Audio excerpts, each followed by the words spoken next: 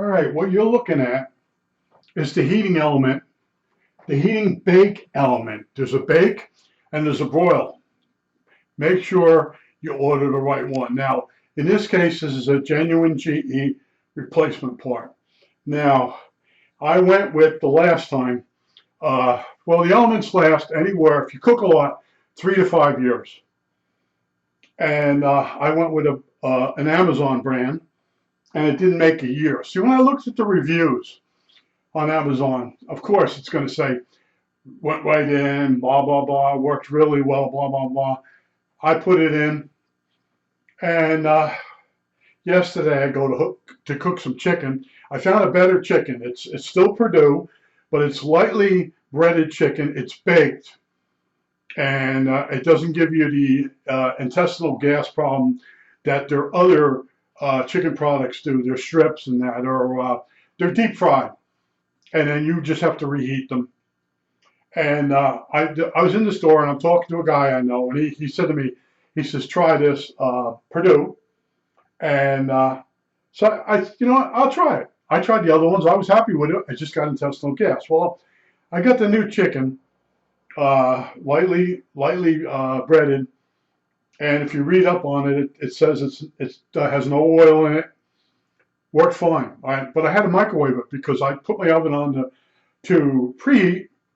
And all of a sudden you hear, and you look in, you see a bright orange glow. You shut the power off to the oven. That's it. Now you're looking at the bake element, and I'll tell you the tricks. First of all, if it's a GE oven, you pull the door out about 6 inches, and you'll notice it detents. All right, the big door. The big door, you look through the glass door, you pull it out. Just start pulling it out. You'll notice it detents. When it detents, just lift the door up, and you'll notice the hinges stay behind. Set the door off to the side. Now, what's next important is the racks. Where are they on the side of the oven? Make sure you put them back in the same height. There's different rows, and if you keep cooking the same things the same way, and you change the height of those, it's going to change your bake time. So that's a trick there. Trick with the door. Now make sure you get the exact bake element. Really double and triple check it. Make sure it's the right one. I got a fruit fly flying around here. But here's the business end of this. It's being a jerk. I don't want to break anything. Now these little clips have to slide inside the 2 wires that come through the back wall. Yeah, my fingernails are long. There's wires that come through the back of the oven. Now I'm going to tell you another trick. You want to take 2 strings. Why is this? All right, let's go. That is weird. Hold on.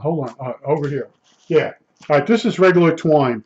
Take 2 pieces, 2 foot each, and tie them to the wires that go into the back of the oven. Why? Well, when you're pulling these clips off, and these are the spades, the other half is, this would be the male, and the other half is the female. And in order to get them off, you're in the oven now. You got your racks out.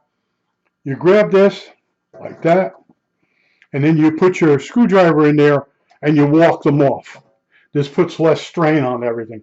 Now, of course, they always tell you in reverse, when you put them on, you wiggle them and get them on. All right? Now, the whole trick is you got string on the end of those wires. And if you don't put the string, while you're working them, one of them can get away from you and go back into the oven.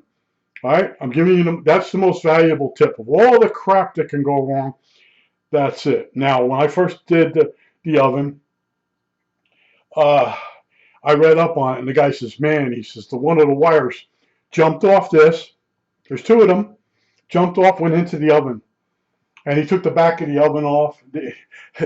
Put the 2 pieces of rope or twine on the 2 wires that go up from the back of the oven. You know, and you'll find this is burnt through.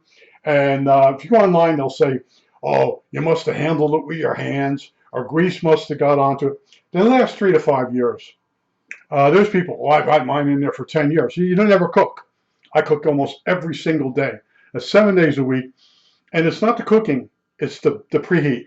If you notice, these things glow orange when they're preheating the oven. And different cooler times of the year, if your kitchen isn't warm, this thing's gonna glow hotter, longer, because it has to make up for the temperature difference between the oven and the kitchen. All right. So, but I got less than one out of the Amazon one. Oh, so anyway, I'm reading the Amazon reviews. Went right in, blah blah blah. I go read it now. Didn't last a year, didn't it? All right, the Amazon one, say it's $45. I think it was about $48. This is over 100 with shipping. That's the difference. And in my mind, I'm thinking, I thought I remembered my other one that I bought coming in a white box, and it didn't have any name or nothing, no country. I don't know where this is made, but this is a genuine replacement. So you have to expect this to be better than the Amazon replacement. But I just want to tell you the trick about tying the two wires that come through the back of the oven with some twine. Take two pieces, one for each wire. Tie that on first before you disconnect. All right. Also make sure you got the right one. When you're, in your mind, you look at this, the way this is shaped, you go online and order, you put it in your oven, you might accidentally order the broil. On some of these ovens, they have a bake and they have a broil. And the broil is a different shape. I don't know why, but I did that the first time I did it. I double and triple checked the model, but there's a bake and there's a broil. Now, you could need the broil, and good luck with that hanging upside down. But you're probably younger than me. I'm 73. And what was really good is having that chicken that the guy recommended, because it can be microwaved. And it tastes pretty good even being microwaved.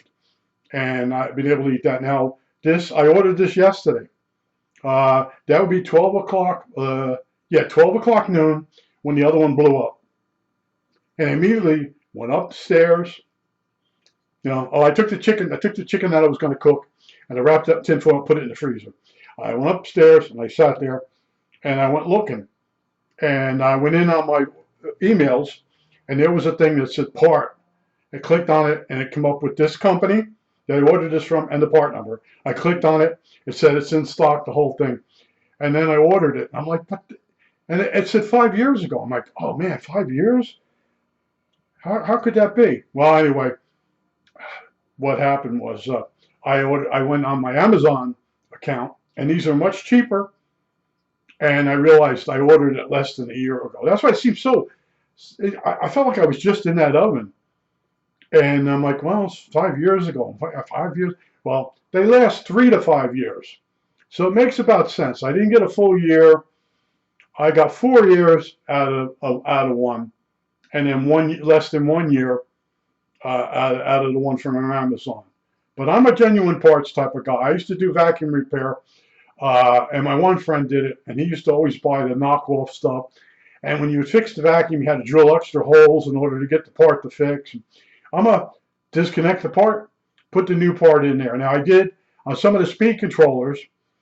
I found out the speed controllers for the motor on the canister for when you're doing drapes and that, so it won't pull the drapes in on the vacuum.